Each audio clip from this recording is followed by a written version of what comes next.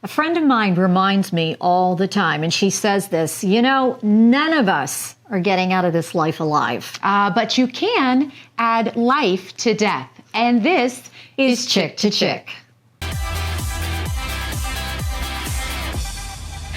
I think it's a little bit ironic. Think about this. The first three letters in the word funeral, F-U-N, spell fun, but you know what? No, they're not fun. There's nothing fun about a funeral. I have been to more funerals in my life, and I've always come away so sad, so emotionally drained, and kind of scarred in some respects too. I mean, I remember my father's funeral and how difficult it was.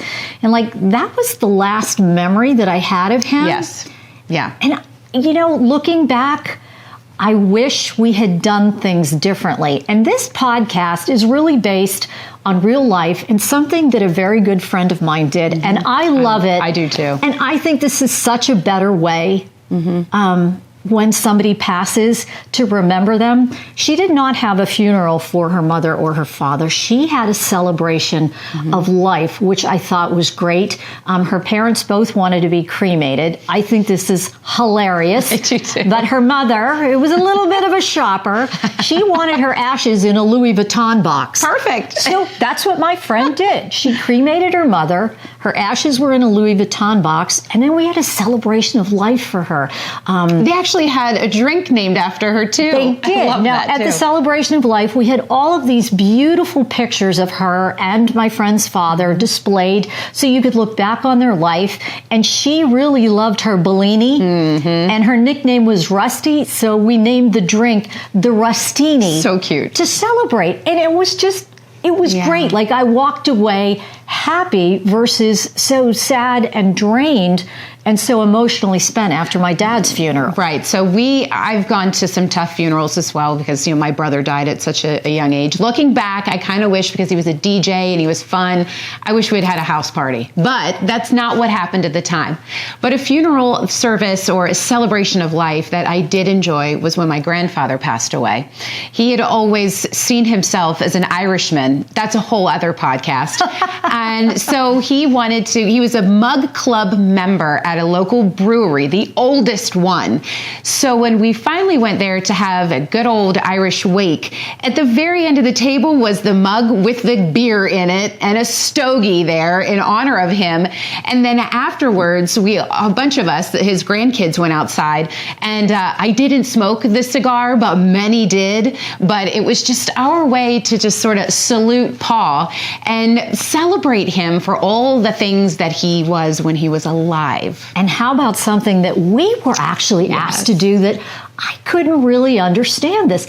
We were asked to MC a celebration of life that was going to last for 3 hours. And I looked at her and I said, What the hell are we going to do for 3 hours for this celebration of life for this man who I was very good friends with and who was so lovely, larger than life? Yes. Well, guess what? We had a ball. It was so I loved fun. every minute of it, and it inspired this podcast. Absolutely. And so joining us today, and who was a very close friend with this gentleman, joining us is Sherry Lipka. Hi, Sherry. Hi, ladies. How are you today? We are good. So Pepka. That's how people in Pepka. Yes, that's how people know him as Pepka.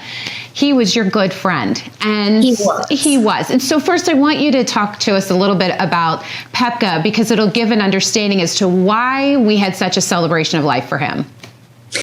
Pepka was larger than life, like Flora said, and his personality it made you feel welcome.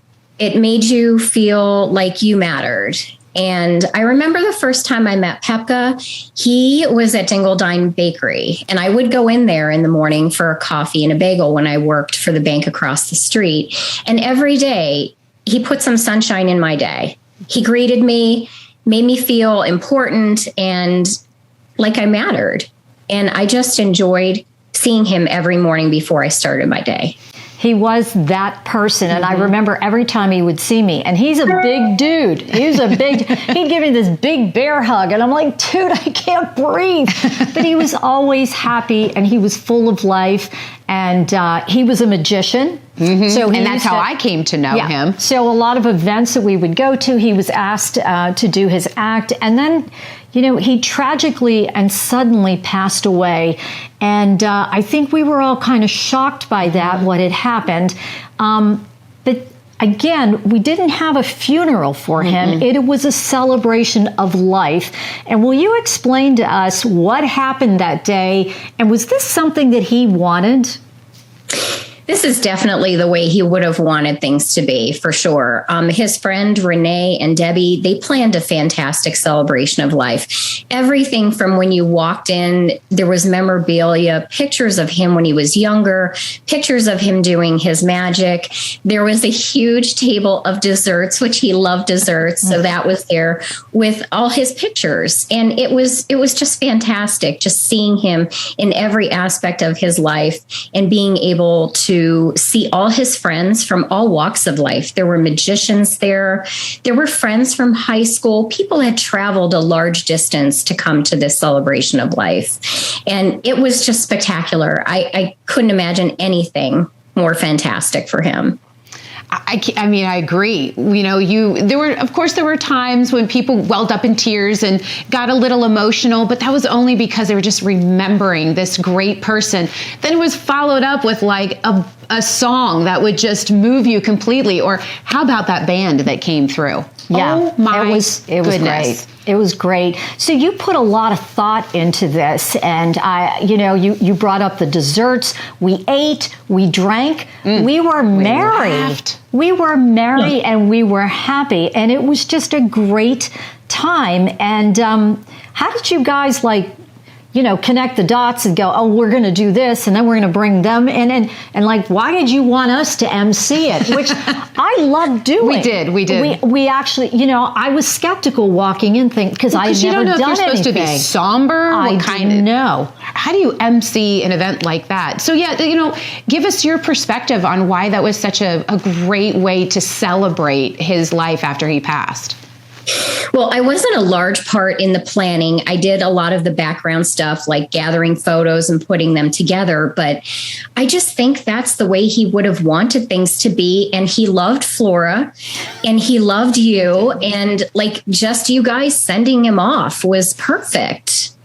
And all the little quips you shared and your stories. And that was another special part of this celebration of life. People took the mic. People shared stories of how he touched them and how he was part of their lives. And even if they had lost touch for a couple of years, they all still came back together for him.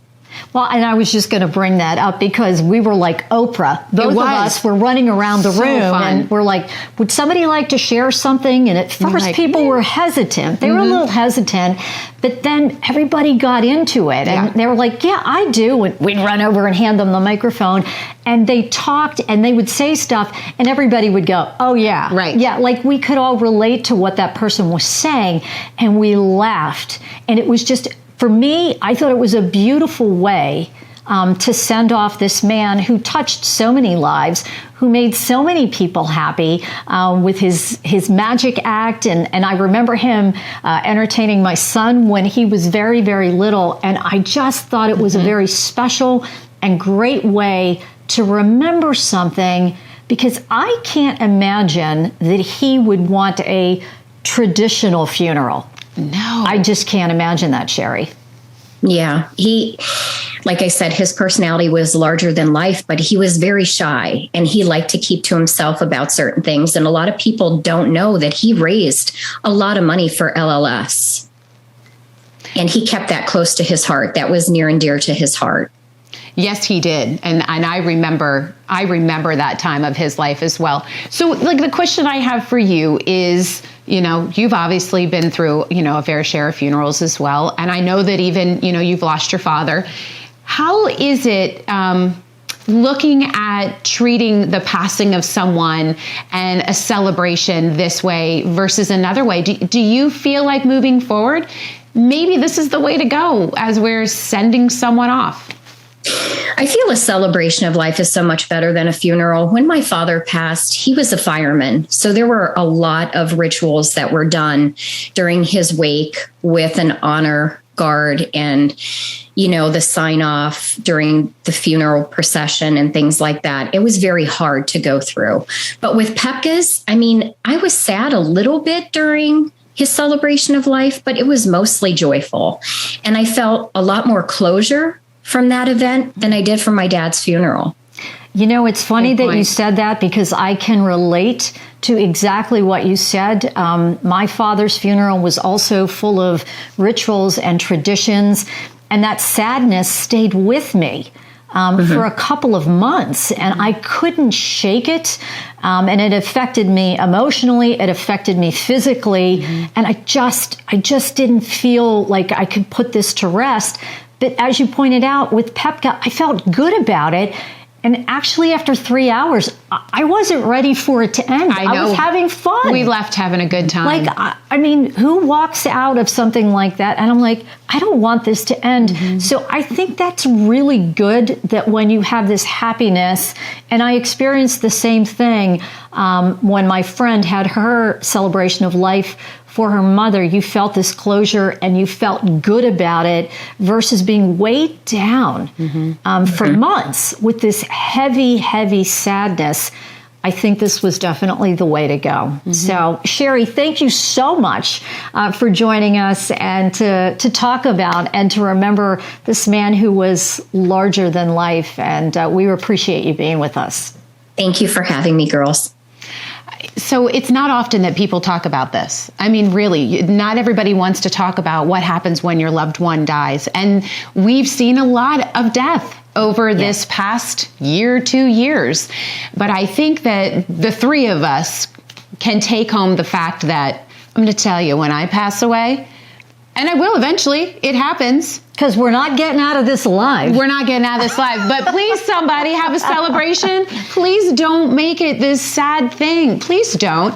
I want it to be a celebration. I really do. Do something fun. Sprinkle my ashes on the ski slope. That's all I'm saying. Funny, I told my son the same thing, but sprinkle my ashes in the ocean. Because she's a slope ski girl, and I'm more of a beach girl. Toes in the I sand. need the warmth. Right. I need that. And, I have been to way too many Italian funerals, and anybody who's out there who's Italian Catholic, you know how deeply devastating and difficult and painful they are. And I think, forget about it.